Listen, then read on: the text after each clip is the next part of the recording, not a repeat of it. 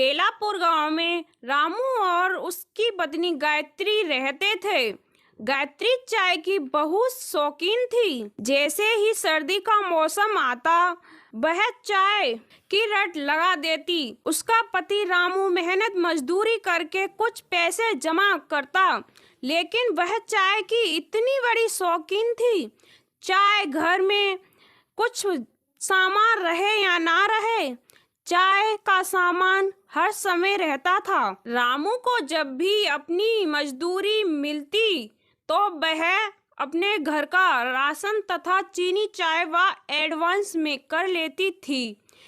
एक दिन रामू मजदूरी करके घर वापस आता है। जैसे ही रामू घर चाय का बहुत ज्यादा सामान देखता है और कहता है, अरे भगवान, इतना ज्यादा चाय के सामान का क्या करोगी? क्या कोई दुकान खोलने का इरादा है? अरे पति देव जी, आपने तो अच्छा ही बोल दिया। फिर रामू सोच में पड़ जाता है और कहता है, अरे ऐसा क्या बोल दिया मैंने? ये तो तुम्हें कल ही पता चलेगा। गायत्री के पास एक पुरानी टेबल थी। सुबह होते ही गायत्री ने उस पुरानी टेबल पर चाय की दुकान लगाने का फैसला लिया। गायत्री उस पुरानी टेबल को बाहर ले आई और टेबल पर चाय का सारा सामान रख लिया। सर्दियों का मौसम था, बहुत ज्यादा ठंड पड़ रही थी। आओ आओ, 5 रुपए में चाय ले लो और सर्दियों का मजा लो। कुछ ही देर में उसके पास लोगों की भीड़ इकट्ठी होने शुरू हो गई। सर्दियों का मौसम था, ठंड बहुत ज्यादा पड़ रही थी। अरे बहन जी, चाय हमको भी पिला दो। ऐसे ही देखते सुबह से दोपहर हो गई।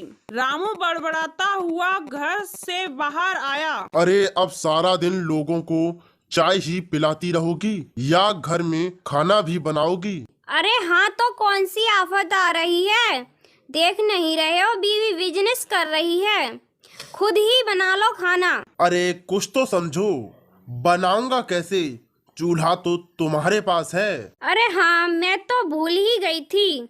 जब गैस चूल्हा मेरे पास है तो भोजन बनेगा कैसे? आप चाय से ही काम चला लो। हे भगवान, क्या करूं इस औरत का? शायद कोई चाय देने वाला पेड़ होता जो सारा दिन इसको चाय ही देता रहता। लो, एक कप चाय पी लो। नहीं पीनी तुम्हारी चाय। जैसे ही शाम हुई, ग्राहक आने बंद हुए।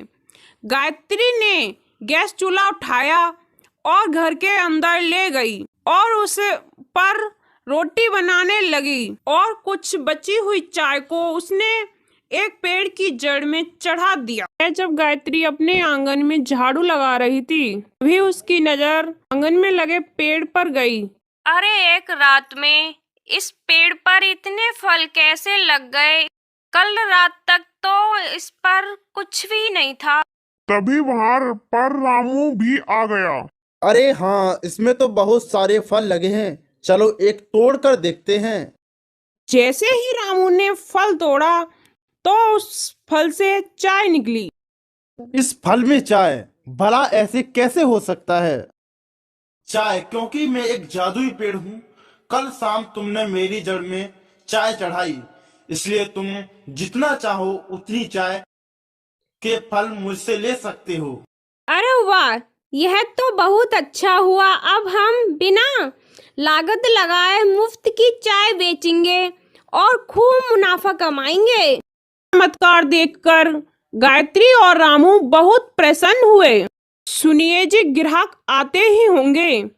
आप इस फल से चाय निकाल कर केटल में डालो ताकि मैं उन्हें चाय बेच सकूं। रामू ने जल्दी से केटल में चाय भरी और गायत्री टेबल लगाकर चाय बेचने लगी। गायत्री बहन, आज आप चाय चूल्हे पर नहीं बना रही? इस केटल में तो चाय ठंडी होगी। नहीं भाई साहब, चाय एकदम गर्म है, अभी चूल्हे से उतार कर लाई हूँ।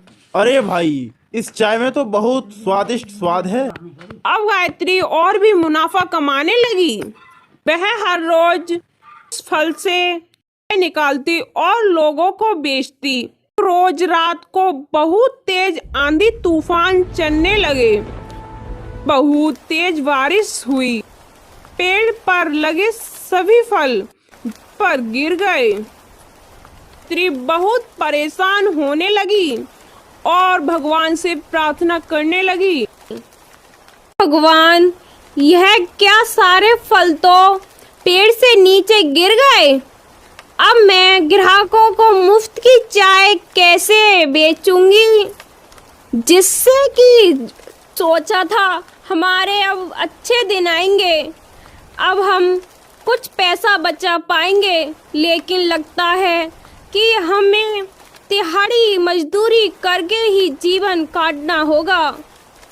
गायत्री उदास होकर दरवाजे पर ही बैठ गई और उसकी आंख वहीं लग गई। अगली सुबह जैसे ही उसकी आंख खुली तो उसने देखा कि चाय का पेड़ फलों से पूरी तरह से भर गया है। फिर गायत्री सर्दी के मौसम में भी दुकान लगाकर चाय बेचती थी। लोग भरी सर्दी में भी उसकी चाय का स्वाद चखने जरूर आते थे।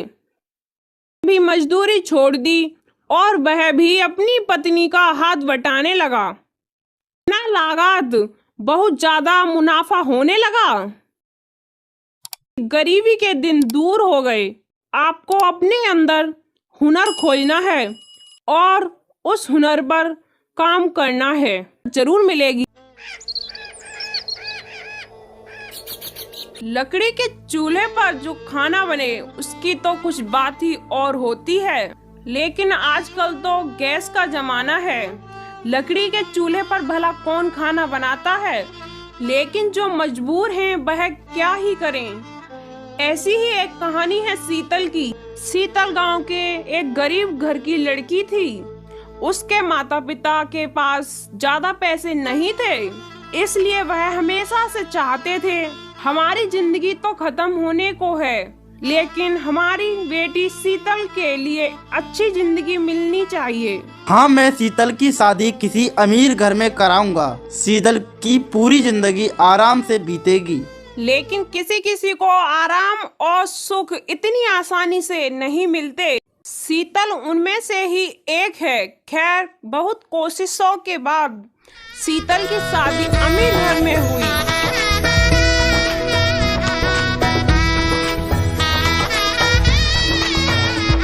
उसके पति का नाम मोहन था और उन लोगों का फैमिली बिजनेस था। मोहन और उसका बड़ा भाई श्यामू दोनों मिलकर फैमिली बिजनेस चलाते थे। उसकी माँ जानकी देवी बहुत गुस्से वाली औरत थी। पहले ही दिन जानकी देवी ने शीतल से कहा, देखो छोटी बहू, मुझे पता है कि तुम गरीब घर से हो। मुझे नहीं पता तुम्हारे घर क्या होता था। हमारे घर दोपहर और शाम को 10 तरह के पकवान बनते हैं। जी माँ जी। तुम्हें वह खाना बनाना होगा, बना लोगी ना? जी माँ जी। शीतल रसोई में चली गई। वहाँ उसकी जिठानी मोनिका उसका इंतजार कर रही थी।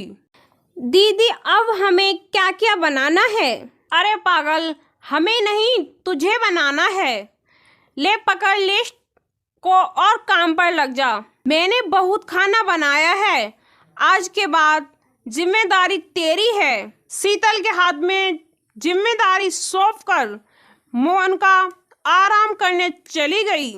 शीतल अपने मायके में लकड़ी का चूल्हा इस्तेमाल करती थी, लेकिन यहाँ तो गैस चूल्हा था। पहले कुछ देर तो शीतल को दिक्कत हुई, लेकिन कुछ ही देर में शीतल ने सब कुछ संभाल लिया और 2 घंटे के अंदर शीतल ने बहुत सारा खाना बनाकर टेबल पर रख दिया। जानकी बहुत खुश हुई। अरे बहू, तुमने तो बहुत जल्दी खाना बना दिया। बड़ी बहू तो बहुत देर में खाना बनाती थी। जानकी और मोहन शीतल की बहुत तारीफ करने लगे। हाँ शीतल, मानना पड़ेगा कि तुम्हारे हाथों में जादू है। अब लग रहा है कि तुम्हें इस घर की बहू बनाकर कुछ अच्छा काम किया है।